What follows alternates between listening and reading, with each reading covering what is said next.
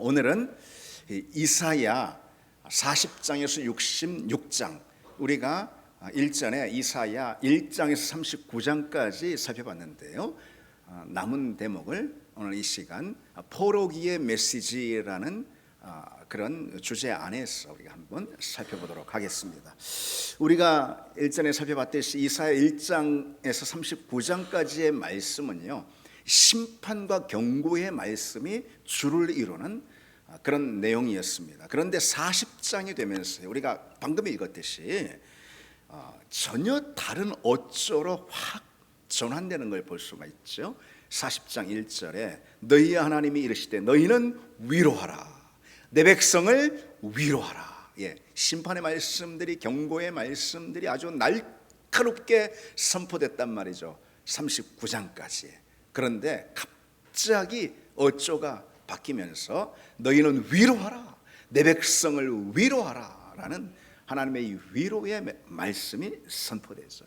이게 두 번 반복되는 위로하라라는 이 말씀, 이것이 40장부터 쭉 마지막까지 이어지는 이사야 이 전체의 핵심 주제어라, 이렇게 말할 수가 있습니다. 심판을 통과한 이스라엘 백성들을 향한 위로의 메시지다, 이렇게 한마디로 정리할 수가 있겠죠. 본문으로 들어가기 전에 우리가 한 가지 알고 가야 할 것은요, 우리가 다른 선지서들은 다 그 한 책씩 한 책씩 이렇게 말씀을 나눠봤는데요, 이사야만큼은 1장에서 39장 따로, 40에서 66장 이렇게 따로 우리가 다루는데 왜 한 권을 이렇게 둘로 이렇게 나눠서 다룰까? 그러니까 무엇보다도요, 본문 자체에 그 이유가 있다고 할 수가 있습니다. 이사야 1장에서 39장은 전에도 우리가 다 살펴봤듯이요, 아수르 제국의 그 위협 아래 놓였을 주전 8세기, 그러니까 아직 유다가 멸망하기 그 전이었죠. 바로 그때 유다를 배경으로, 그 시대를 배경으로 하고 있습니다. 이 메시지의 내용은 말씀드렸듯이 유다 백성들의 범죄로 인한 하나님의 경고와 심판의 메시지, 그것이 주된 메시지의 내용입니다. 그리고 이제 이사야 40장이 시작이 되면서 이 이사야 40장부터 마지막 66장까지의 이 시대적인 배경, 역사적 무대는 어디냐? 주전 586년 이미 유다가 바벨론에 의해서 멸망을 하고요, 다들 바벨론 포로로 사로잡혀 갔어. 그로부터도 한 세대 이상 지난 훌쩍 시간이 지난 바로 그 시기를 역사적 배경으로, 시대적 맥락으로 하고 있는 것입니다. 이사야 선지자는 그런 거예요. 하나님의 영감 속에서, 하나님의 영에 사로잡혀 가지고요, 아직 오지 않은 미래, 그러니까 이사야 시기로부터 무려 150년 이후에 일어날 그런 상황들을 바라보면서요, 그 멸망한 유대 백성들이 바벨론 포로로 사로잡혀 가서, 그래서 한참이나 지난 그 시기를 지금 이사야가 멀리 전망하면서, 그러면서 이제 이 메시지를 전하고 있습니다. 그러니까 1장에서 39장과 그리고 40장에서 66장은요 상당한 이 시대적 간격이 있다고 할 수가 있는 거죠. 이사야 선지자가 동일한 메시지를, 하나님의 메시지죠, 그것을 전파했는데 그 메시지가 전해지는 그런 컨텍스트, 그런 배경이 다르다, 서로 너무너무 다르다, 그런 거예요. 그래서 우리가 이렇게 이사야서는 따로 살펴보게 된 것입니다. 주전 586년에 예루살렘 멸망을 하죠. 성전이 불타고 성벽이 헐리고 다윗의 왕좌는 비어버렸습니다. 에스겔, 다니엘, 귀족들, 유다의 수많은 사람들이 다 이스라엘 백성들이 바벨론으로 사로잡혀 끌려갔습니다. 그리고 그로부터 벌써 한 세대 이상이 지난 그 상황에서 이 이사야 40장과 66장이 이제 선포되고 있다는 거죠. 시편 137편을 보면은요, 그 포로로 잡혀간, 그래서 바벨론의 여러 성읍에 그 어떤 포로 정착촌에서 절망적인 상황 가운데 놓여 있는 이스라엘 백성들의 그 탄식의 목소리가 기록되어 있습니다. 시편 137편 우리가 바벨론의 여러 강변 거기서 앉아서 시온을 기억하며 울었도다. 그럽니다. 시온은 예루살렘 말하는 것이죠. 시온을 기억하며 울었도다. 그럽니다. 이게 울면서 탄식하면서 이 포로 생활 가운데 있는 이스라엘 백성들의 가장 이 중심된 그런 의문과 질문이 바로 이거였어요. 하나님 우리를 버리셨나? 그거였습니다. 하나님이 우리를 잊어버리셨나? 이제 한 세대 그 이상 지났잖아요. 포로 잡혀온 다음부터도 한참이나 지났잖아요. 하나님 우리를 버리셨고 뿐만 아니라 우리를 완전히 잊으신 거 아닌가? 라는 이 탄식 섞인 절망 한복판에서의 이스라엘 백성들, 포로로 잡혀간 그 백성들의 그 질문, 그 질문에 하나님이 답하시는 그 답이 바로 이사야 40장에서 66장이죠. 이미 오래전 이사야가 그 메시지를 전했던 것이죠.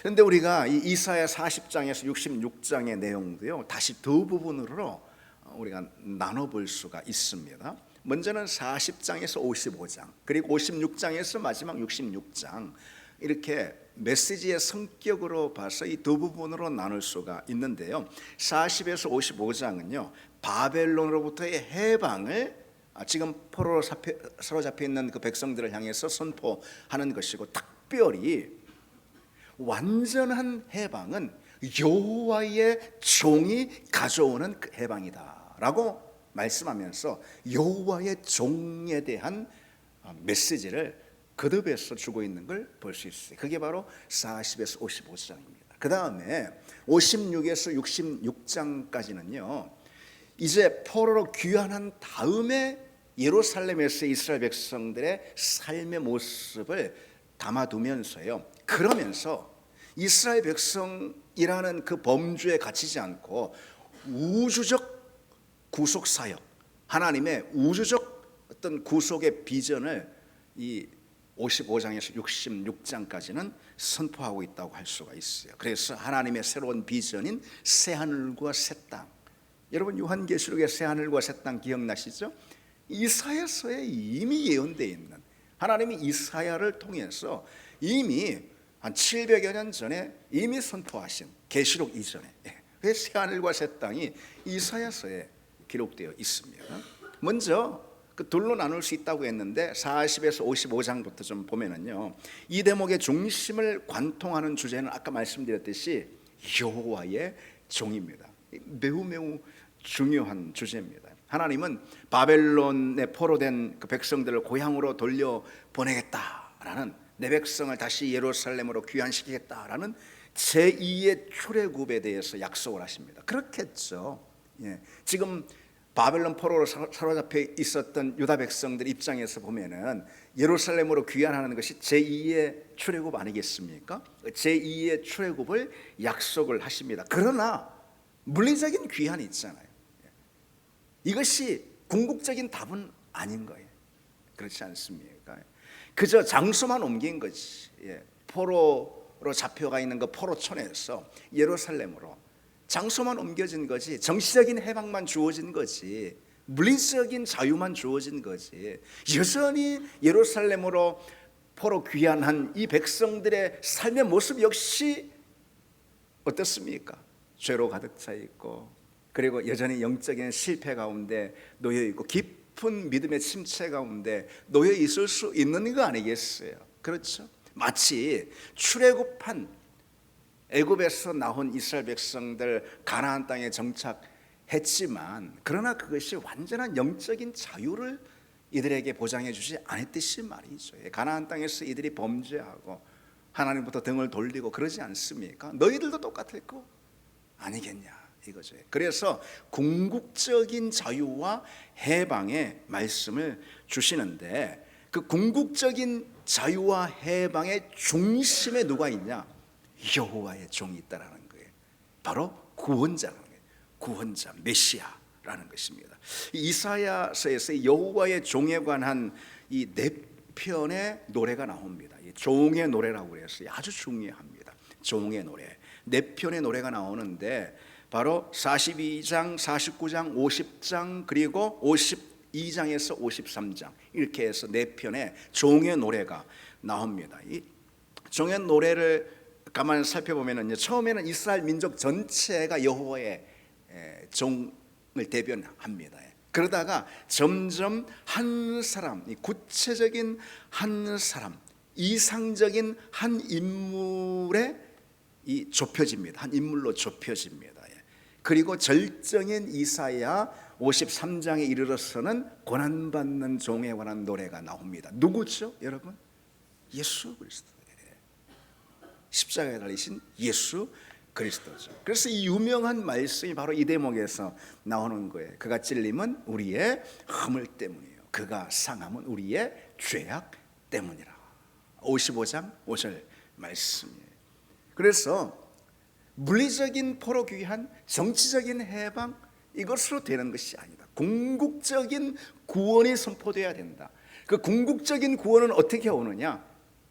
구원자 예수 그리스도를 통해서 온다 라는 이 구원의 전망을 이미 하나님께서는 700년 전에, 예수님 오시기 700년 전에 이사야를 통해서 특별히 그 구원자는, 예수 그리스도 그 구원자는 어떤 모습으로 온다라는 거에 고난받는 종의 모습, 다시 말해서 십자가를 지시는 종의 모습으로 오신다는 것이죠. 우리의 모든 인류의 죄를 담당하시고 하나님의 저주와 심판을 그 십자가에서 한 몸으로 받으시면서 고난 가운데 아버지 하나님 앞에 처절하게 엘리 엘리 라마 사박다니 어찌하여 하나님 어찌하여 나를 버리셨나이까 라는 그런 고난 가운데 십자가 안에 있는 그 종의 모습으로 이 이사야서는 이미 예고하고 예언하고 있는 것이 있죠. 바로 그 이사야서의 이 구원자 종, 여호와의 종인 고난받는 종이 있잖아요. 그 예수 그리스도죠. 예수 그리스도를 소개하면서 이미 이사야 시대부터 구약의 제사 제도가 예수 그리스도 십자가를 통해서 완성된다라는 이 구속사의 전망이 바로 여기 이사야서에 담겨 있다라고 할 수가 있습니다. 그게 바로 40장에서 55장의 내용이고요. 그리고 56장에서 66장까지의 이 내용을 보면은 그 구원의 범주가요 이스라엘에 한정되는 것이 아니에요. 구약성에 보면은 다 이스라엘 백성들, 이 성경의 내용들이 이스라엘을 향한 구원 아니겠어요? 그렇죠? 이스라엘이 애굽에서 출애굽하는 거 아니겠어요? 이스라엘이 바벨론 포로에서 귀환하는 거 아니겠어요? 그들에게 주어지는 구원 말하는 거 아니겠어요? 그런데 그 구원이 이제 더 이상 이스라엘이라는 울타리 안에 갇혀 있지 않고 그 울타리를 넘어서 구원의 범주가 온 열방과 우주적 그런 범위까지 미치는 것을 볼 수 있는데 그게 바로 이사야 55장에서 66장까지의 내용이라는 것이죠. 그런 이제 상황 가운데서 이사야는요 정말 참된 신앙의 본질이 무엇인지 우리에게 가르쳐주고 있습니다. 그것이 뭐냐? 종교적인 어떤 교율, 율법을 지키는 거, 그리고 제사 의식 이런 게 아니고 하나님의 공의와 하나님의 사랑을 삶의 자리에서 실천하는 것. 바로 그것이 참된 신앙의 본질이라는, 구원받은 주의 종들, 하나님의 백성들의 신앙의 본질이라는 것을 이 55장에서 66장 말씀을 통해서 우리에게 주는 거죠. 그리고 나아가 아까도 말씀드렸듯이 혈통적인 유대인만이 아니라 여호와와 연합한 모든 이방인들까지도 하나님의 거룩한 산, 다시 말해서 예루살렘의 시온을 말하는 거겠죠. 하나님의 거룩한 산으로 인도될 것이다. 그건 이제 한마디로 구원을 말하는 거예요. 하나님의 구원은 단지 이스라엘의 아브라함의 혈통 안에만 머무는 것이 아니다. 그것이 하나님의 구원의 계획이 아니다. 그것이 하나님의 구속사의 섭리가 아니다.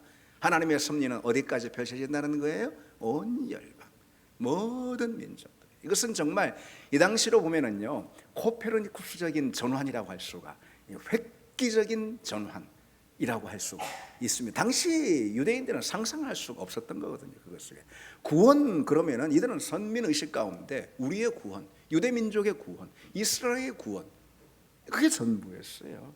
하나님은 이스라엘의 하나님인 거죠. 이스라엘의 하나님. 그러나 선지자들이 계속 등장하면서 우리가 전에도 봤듯이 에스겔도 그러고요, 나중에 보면 다니엘도 그러고요, 오늘 또 이사야도 그러고요, 하나님은 이스라엘의 하나님만이 아니라는 것을 강조하는데, 여러분 이것이 우리에게는 당연한 것처럼 여겨지지만은 이때 이 유대인들 입장에서 보면은 이것은 정말 엄청난 혁명적인 전환이라고 할 수가 있습니다. 바로 그런 혁명적인 말씀을 하나님은 당신의 선지자들, 특별히 이 이사야의 입술을 통해서 당시 유대 백성들에게 증거하는 걸 볼 수가 있죠. 그리고 그것이 사도들에게 그 신앙, 그 하나님의 비전이 사도들에게 주어지는 거예요. 이사야로부터 이제 수백 년이 흐른 다음에 교회가 시작되고 사도들이 나오지 않습니까? 그 사도들에게 이 이사야의 이 구속사적인 비전 있죠. 온 열방을 향한 하나님의 구속, 그 비전이 사도들에게 전수가 되는 거죠. 유전이 되는 거예요. 사도들이 열방을 향해서 복음을 전하고 이방을 향해서 복음을 전하고, 그래서 오늘 우리가 있는 거 아니겠습니까? 그렇죠. 이사야는 어쩌면은 하나님의 영에 사로잡혀서 온 열방의 백성들, 곧 우리를 말하는 거죠. 우리가 그들처럼 이스라엘 백성처럼 하나님을 찬양하고 하나님을 예배하는 그런 주의 종들이 될 것임을 미리 그런 그 비전 가운데, 하나님이 보여주시는 비전 가운데 보았다라고 할 수가 있습니다. 어쨌든 하나님의 구원이 혈통의 장벽을 뛰어넘어서 모든 민족에게 열려 있음을 선포하는 게 바로 이사야 그 55장에서 66장이라고 할 수 있습니다. 다시 말해서 이사야서에서는요, 이미 교회 시대의 도래를 보여주고 있다라고 할 수 있습니다. 그리고 그 모든 역사의 종착지, 하나님이 온 열방을 구원하시는데, 그리고 그 전에는 뭐가 있었어요? 40에서 55장에는 여호와의 종 예수 그리스도, 고난받는 종을 통해서 궁극적인 구원을 우리에게 주시잖아요. 그리고 그 구원이 55에서 66장에는 이스라엘 백성들에게만 한정된 게 아니고 온 열방을 향해서 열린다고 그랬잖아요. 그렇죠? 그리고 결국은 그 구속의 역사적 종착지 있잖아요. 그 역사적 종착지는 바로 이사야 65장에서 66장에 기록하듯이 창세기 1장을 완성하는 그런 모습으로 드러납니다. 다시 말해서 새 하늘과 새 땅. 창세기 1장에 하늘과 땅을, 천지를 창조하시잖아요. 그게 이제 이사야 65장에서 66장에 보면은 새 하늘과 새 땅이라는 구속의 완성된 모습으로 드러난다라는 것이죠. 그래서 참 놀랍습니다. 이사야서가. 그리고 뭐 성경에 여담이지만은요, 성경이 모든 내용이 큰 은혜가 되고 당연하죠. 당연한데, 그런데 특별히 이사야서를 보면은요, 1장에서 39장까지는 막 찌르는 말씀, 너무너무 고통스러워요. 그 말씀이 진지하게 말씀을 읽으면 읽을수록, 대하면 대할수록 더 그러거든요. 근데 40장부터 그냥 갑자기 가슴이 뻥 뚫리는 말씀이에요. 막 은혜의 소낙비가 부어지는 그런 말씀의 내용들이 계속해서 이어지는 거예요. 연타로다가 이어지는 걸 볼 수가 있습니다. 성경을 읽을 때 참 이사야 40장에서 66장의 이 말씀이 참 남다른 은혜를 줍니다. 그래서일까요? 여러분 신약성경에서 제일 많이 인용되는 책이 어떤 책인지 아십니까? 이사야. 그 중에서도 예상하셨겠지만 40장에서 66장의 말씀이 신약성경의 기자들이 제일 많이 인용하는 대목이라고 할 수가 있습니다. 그 정도입니다. 심지어 예수님조차도 인용을 하시죠. 그게 신약의 성도들 가운데도 큰 은혜를 줬던 그런 말씀이었다고 할 수가 있죠. 이번 주에 한번 읽어보시죠, 여러분. 40장에서 66장 한번 읽어보시기 바랍니다. 자, 어쨌든 그 이사야 65에서 66장의 창세기 1장 천지창조가 새 하늘과 새 땅으로, 새 땅이라는 그 비전으로 완성되는 걸 볼 수가 있어요. 그래서 65장 17절에 보라, 내가 새 하늘과 새 땅을 창조하나니 이전 것은 기억되거나 마음에 생각나지 아니할 것이라. 새 하늘과 새 땅, 요한계시록 있지 않습니까? 그렇죠? 그 요한계시록의 이 계시의 말씀은요, 바로 이 이사야 65장에 있는 말씀을 언급한 거라 할 수가 있습니다. 자, 그럼 여러분 이와 같이요 이사야 40에서 66장을 우리가 이제 간단하게 일별해 봤는데요. 간단하게 일별해 봤지만은 제가 볼 때 이 정도 여러분들에게 드린 설명으로 여러분들이 이사야서를 이해하며 읽기에는 충분 또 할 수 있다, 이렇게 생각이 됩니다. 어쨌든 이 이사야 40에서 66장의 주된 메시지, 이런 여러 메시지, 이런 여러 말씀들을 들려주신 여러 예언의 말씀을 들려주시는데 그 주된 목적 있잖아요. 궁극적인 그 40에서 66장까지의 이 메시지의 목적이 무엇일까? 무엇이겠습니까, 여러분? 무엇일까요? 무엇보다도요 깊은 절망 속에서 지금 이스라엘 백성들이 포로 가운데 있잖아요. 그 깊은 절망 속에서 하나님이 빚으시는 소망의 메시지, 이게 40에서 66장에 하나님이 우리에게 주시는 말씀의 목적이라고 할 수가 있습니다. 바벨론이라는 제국의 그런 억압도, 예루살렘의 폐허도 하나님의 구속의 이 계획을 결코 중단시킬 수 없다라는 그런 소망의 메시지를 통해서 이스라엘 백성들을 지금 위로하고 있는 거예요. 포로 가운데 있는 이스라엘 백성을 위로하고 있는 것입니다. 하나님은 고난받는 종의 모습을 통해서 모든 죄의 사슬을 끊어버리실 것이고 마침내 결국은 새하늘과 새 땅이라는 새로운 비전의 역사를 허락해 주실 것이다. 이것을 지금 이스라엘 백성들, 포로 가운데 절망하고 있는 그들에게 주시는 거죠. 이들이 어떨까요? 큰 위로가 되겠죠. 그렇죠? 위로는 무엇보다도 소망이 주는 거 아니겠어요? 그렇지. 소망이 다 꺾이면은 그럼 무슨 위로가 되겠습니까? 이런 소망의 메시지를 주시면서 큰 위로가 이들에게 임하도록 하시는 거죠. 그래서 초반에도 말씀을 드렸지만은요, 이사야서는 그래서 위로의 메시지인 거예요. 그래서 40장 1절에 이렇게 또 시작하고 있는 거잖아요. 너희 하나님이 이르시되 너희는 위로하라, 내 백성을 위로하라.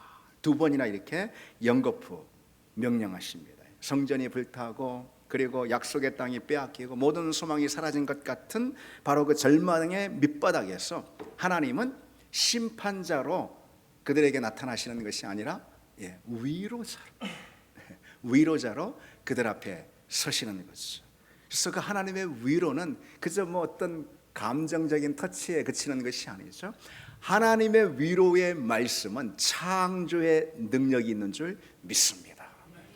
그래서 위로의 열매를 맺게 되는 것이죠. 그저 그냥 한 조각 감정의 위로로 끝나는 것이 결코 아니라는 것이죠. 모든 절망을 실제로 몰아내는 그런 창조의 능력이 하나님 위로의 말씀 가운데 있음을 믿습니다. 그래서 우리가 이사야 이 본문들을 읽으면서 성경 전체가 사실 소망을 통해 우리에게 위로의 메시지를 주는 거라 할 수가 있습니다.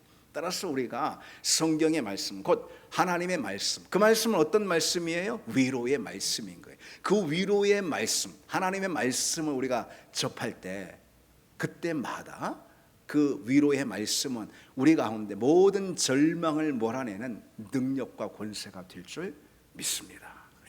이사야뿐 아니라 성경에 강조하며 보여주는 하나님, 그 하나님은 위로의 하나님입니다. 오늘 이사야가 보여주는 하나님은 단연 위로의 하나님이죠. 그렇죠? 근데 이사야뿐이 아니라는 거예요. 성경 전체가 보여주는 하나님은 위로의 하나님이라는 것이죠. 특별히 하나님은 당신의 영이신 성령을 우리에게 보내셔서 성령을 통해 우리를 위로하게 하시는 분이라는 거예요. 성령은요, 헬라어로 파라클레토스의 의미는 위로자 또는 격려자, 그런 의미가 있습니다. 하나님은 당신의 영, 곧 성령, 곧 위로자 그리고 격려자이신 성령을 우리에게 보내셔서 우리로 하여금 그 성령의 위로 가운데 살게 하시는 거예요. 성령은 놀라운 위로의 영이라는 거죠. 성령은 우리가 성령으로 충만하면은 우리는 그 무엇보다도 성령 그분이 파라클레토스 위로자이기 때문에 우리가 성령으로 충만한다?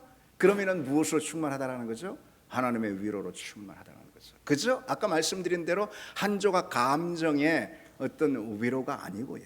예, 우리 가운데 모든 절망, 모든 세상의 절망들을 몰아내는, 그게 우리 육신의 절망이든 또 우리의 마음 가운데 심겨진 절망이든 어떤 절망이든 말이죠. 그 모든 절망과 낙심들을 한순간에 몰아내는 그런 능력과 권세가 있다는 것이죠.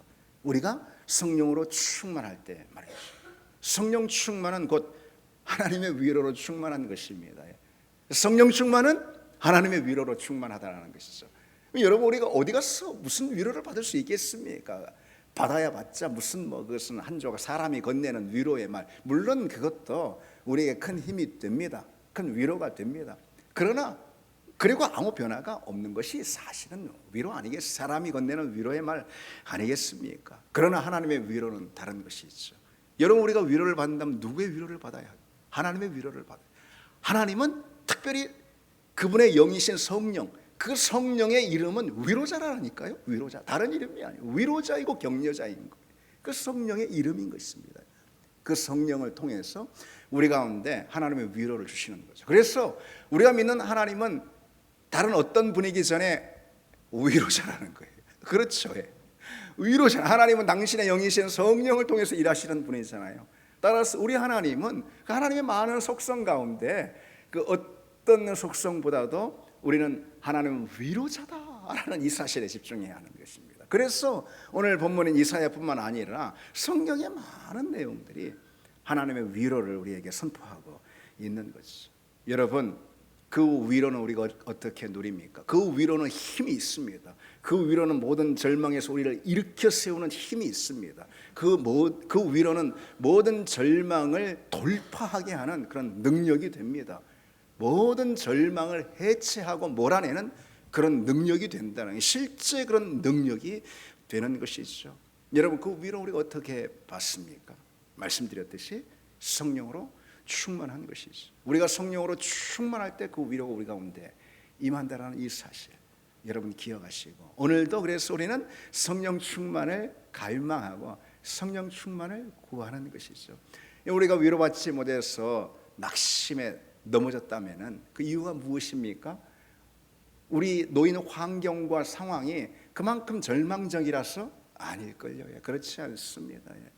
성경에 우리 많은 믿음의 선배들은 우리가 마주한 절망적인 상황보다도, 우리 육신의 절망이든 관계적인 절망이든 어떤 정서적인 절망이든 어떤 절망보다도 훨씬 더 심각한 그런 절망, 아마 우리라면은 하루도 못 살 걸요. 그런 절망 가운데 그들이 놓였지만은 그들은 절망을 뚫고 일어서지 않았습니까? 그렇습니다. 따라서 여러분, 우리가 오늘 이렇게 만약에 우리가 낙심하고 절망했다면 말이죠, 그 이유는요, 환경이 그래서 그런 것이 아니라는 거예요. 왜 그런 것입니까? 위로의 영이신 성령으로 충만하지 못해서 그런 것이 있어요. 초대교회 성도, 아니 뭐 초대교회까지 갈 필요가 있겠습니까? 많은 믿음의 사람들이 어떤 정말로 앞이 깜깜한 절망적인 상황도 넉넉히 이들이 극복하고 일어서고 돌파한 그런 이유들 어디에 있습니까? 성령 충만해서 그런 것입니다. 성령 충만이 여러분 우리 가운데 주는 그 위로는 여러분 우리가 상상하는 것 이상임을 믿습니다. 상상하는 것 이상임을 믿습니다. 그래서 그냥 낙심하고 자빠져 버리고 그러지 마시기 바랍니다, 여러분. 환경 탓하고 뭐 누구 탓하고 그러지 마시기 바랍니다. 내가 성령 충만하면 되는 거예요. 그러면은 그것으로 다 돌파가 되는 것입니다. 여러분, 그저 말이 아닌 것이, 그저 말이 아닙니다. 그 은혜, 그 능력을 덧입고 사는 저와 여러분 되시기를 바랍니다. 여러분, 하나님이 위로의 하나님이시고 그분의 영 파라클레토스, 위로자를 통해서 우리를 위로하시는 분이라면은 여러분, 그분의 몸된 교회인 공동체 가장 중요한 성격이 무엇일까요? 교회의 가장 중요한 성격이 뭐예요? 위로의 공동체. 그렇지 않겠습니까? 당연합니다. 교회는 그 어떤 성격보다도요, 위로의 공동체라는 성격을 가지고 있습니다. 교회는 위로자가 되는 것입니다. 교회가 있으므로 어둠 가운데 절망한 세상 모든 이웃들, 세상 사람들에게 위로의 빛을 비추는 것이고요. 그곳에서 낙심하고 절망한 사람들이 교회 가운데 들어올 때 제일 먼저 그들이 누리는 은혜가 뭐라는 거죠? 위로라는 거죠. 위로라는 거죠. 여러분, 우리 교회가 그런 위로의 교회, 위로의 공동체가 되기를 원합니다. 세상에서 뭐 여기 터지고 저기 터지고, 힘들고 낙심하고 여기 찢기고 마음이 그냥 거덜나서 온전한 데가 없고 다 상한 사람들 얼마나 많습니까?